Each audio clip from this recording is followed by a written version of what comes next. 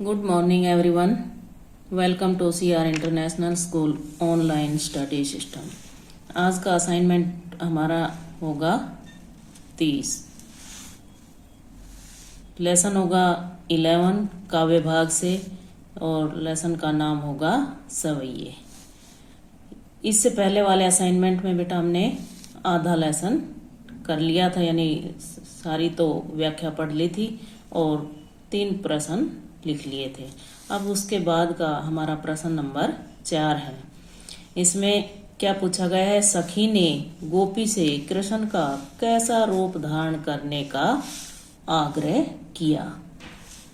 तो इसका उत्तर होगा, सखी ने गोपी से श्री कृष्ण की वेशभूषा और मनोहारी रूप धारण करने का आग्रह किया।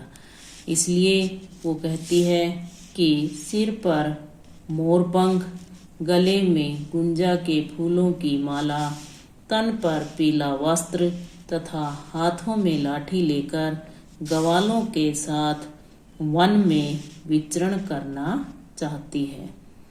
ऐसा करके वह श्री कृष्ण को अपने मन में बसाए रखना चाहती है। अर्थात मतलब कहने का है कि गोपियाँ श्री कृष्ण से बहुत अधिक प्रेम करती हैं, वो एक पल के लिए भी उनसे दूर नहीं होना चाहते। अगला प्रश्न है हमारा 5वां। आपके विचार से कवि पशु, पक्षी और पहाड़ के रूप में श्री कृष्ण का सानिध्य क्यों प्राप्त करना चाहता है? तो इसका उत्तर होगा, कवि रसखान के हृदय में श्री कृष्ण और उनकी ब्रजभूमि के प्रति अनन्य प्रेम भावना है। यानी उनके दिल में श्री कृष्ण और उनकी ब्रजभूमि से बहुत अधिक लगाव है। यही कारण है कि वह ब्रजभूमि के कण कण से प्यार करता है। उसे यहाँ श्री कृष्ण की छवि झलकती हुई दिखाई देती है। यानी उसको ऐसा महसूस होता है कवि को कि वहाँ श्री कृष्ण आप भी हैं। इसलिए कवि श्री कृष्ण से जुड़ी हर वस्तु को अपना सहचर्य होता है साथ चलने वाला, बनाए रखना चाहते हैं। प्रश्न नंबर 6। चौथे सवैये के अनुसार गोपियां अपने आप को क्यों विवश पाती हैं? उस सवैये में गोपियों ने बताया था कि हम अपने ऊपर नियंत्रण नहीं रख पाती हैं, हम अपने ऊपर काबू नहीं कर पाती हैं। तो ऐसा क्यों होता है? गोपियां श्री कृष्ण से बहुत प्यार करती हैं। वे श्री कृष्ण की मनमोहिनी छवि को, मनमोहिनी मन को मोहने वाली छवि को देखकर विवश हो जाती हैं और उनकी तरफ दौड़ी चली जाती हैं। अर्थात वे अपने ऊपर काबू नहीं रख पाती। प्रश्न नंबर 7। भाव स्पष्ट कीजिए। कोटिक एकल धोत के धाम करील के कुंजन ऊपर वारो। करील होते कांटेदार।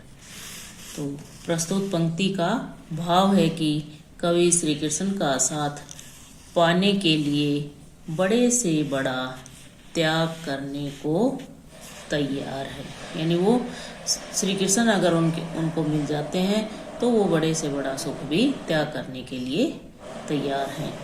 इसके लिए कवि करोड़ों सोने के महलों के सुख को छोड़कर ब्रज की कटीली झाड़ियों में विचरण करने के लिए तैयार हैं। यानी वो श्री कृष्ण अगर कवि को मिल जाते हैं तो वो अपने करोड़ों सोने के महलों को सुख को भी छोड़ देंगे और ब्रज की कटीली झाड़ियों में रहने के लिए भी राजी हो जाएंगे। इसी का ख भाग है। माई रीवा मुख की मुस्कानी, सम्हारी न जेहे न जेहे न जेहे। प्रस्तुत पंक्ति में कवि ने गोपियों की अवस्था को प्रकट करते हुए बताया है कि इन गोपियों की कैसी दशा है, उसके बारे में बताया है कि वे श्री कृष्ण के प्रेम में इतनी पागल हो चुकी हैं कि वे अपने आप को नियंत्रण में नहीं रख पाती। यानी उनका अपने मन पर कंट्रोल नहीं है। उनका मानना है कि श्री कृष्ण के मुख की मुस्कान इतनी सुंदर व आकर्षक है कि वे उसे संभाल नहीं पाती। यानी अपने आप को वो संभाल नहीं पाती। उनकी मुस्कान को देखकर वो उनकी तरफ खींची चली जाती हैं। 8वां प्रश्न अपनी कॉपी में नहीं लिखना है। उसके बाद आखिरी और 9वां प्रश्न है, काव्य सौंदर्य स्पष्ट कीजिए। या मुरली मुरलीधर की अधरान धरी अधरान धरूंगी। अधरा का मतलब होता है होठ, यानी जो मुरली जो बांसुरी श्री कृष्ण ने अपने अधरों पर रखे अपने होठों से लगाई है, उसे गोपी कहती है कि मैं अपने होठों पर नहीं लगाऊंगी। तो इस पंक्ति का काव्य सौंदर्य स्पष्ट करना है।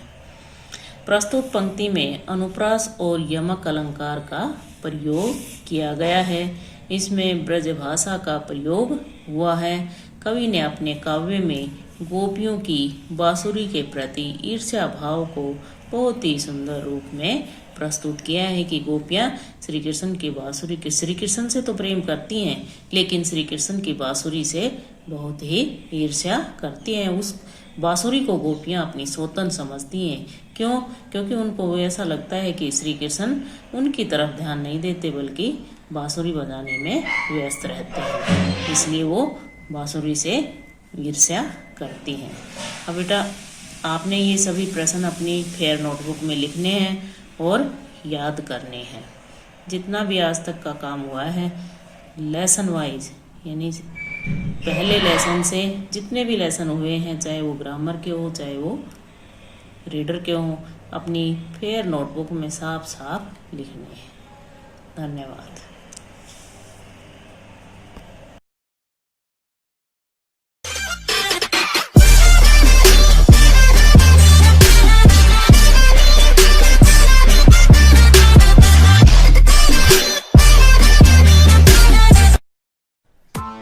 Press the bell icon on the YouTube app and never miss another update.